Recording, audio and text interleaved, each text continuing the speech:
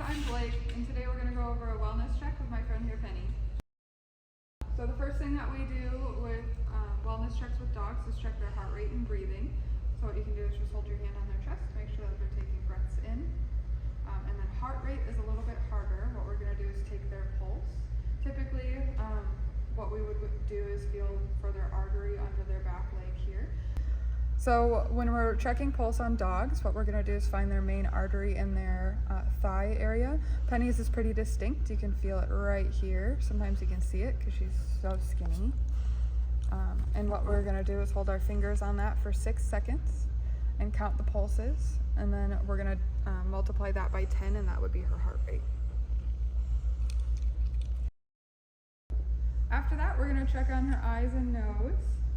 So typically with dogs, Penny here is a little bit older, so her nose is a little drier, but we're looking for kind of moist noses, making sure that there's no discharge or anything like that. Like I said, Penny's nose is a little dry here. She also likes to give me kisses. Next, we're going to take a look at their eyes. They should be free of discharge, shouldn't be too red.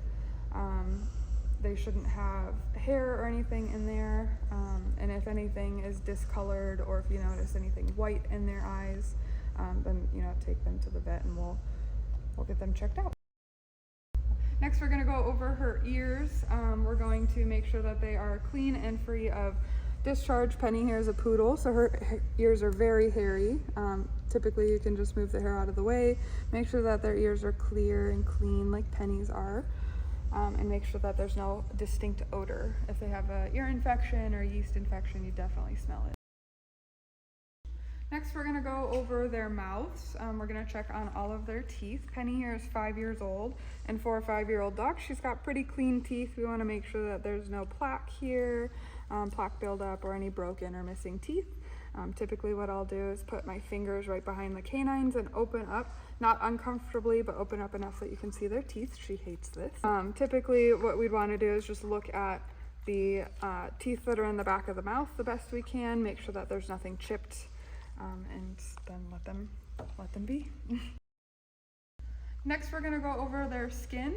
Penny here is a poodle, so her fur is pretty thick. But typically what we do is start from their nose, kind of rub your fingers through their fur and feel for any growths or any abnormalities. And you're going to go all the way down their bodies. Again, she's got kind of little cuffs here, but you want to make sure that there's nothing under the skin that feels kind of weird. And we're going to go down their whole body like this. You want to go slow, because if you pet fast, there's chances that you're going to miss stuff. Cysts can be tiny, tiny little things. And we just want to make sure that we're not missing anything. While we're checking out the skin, we can also check out the coat. Again, Penny here is a poodle, so her fur is going to be super curly, not super shiny, but typically with German Shepherds, Golden Retrievers, dogs with double coats, and dogs that don't need to be shaved, you want their top coat to be nice and shiny and their undercoat to be nice and thick. We do not want to shave our dogs in the summertime, even if they look hot, because their undercoat actually provides what we call doggy air conditioning. So we don't want to shave a dog in the summertime if they're double coated. So next we're going to go over skin turgor, which is basically when you pinch the skin to see how well your dog is hydrated. So what you're going to do is take a nice thick skinned area, so typically up by their shoulders where there's extra skin. And what you're going to do is just pinch until it's a tent and let go.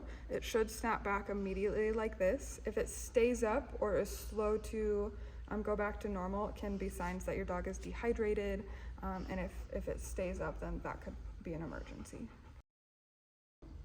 So next we're going to go over a body check for the dog.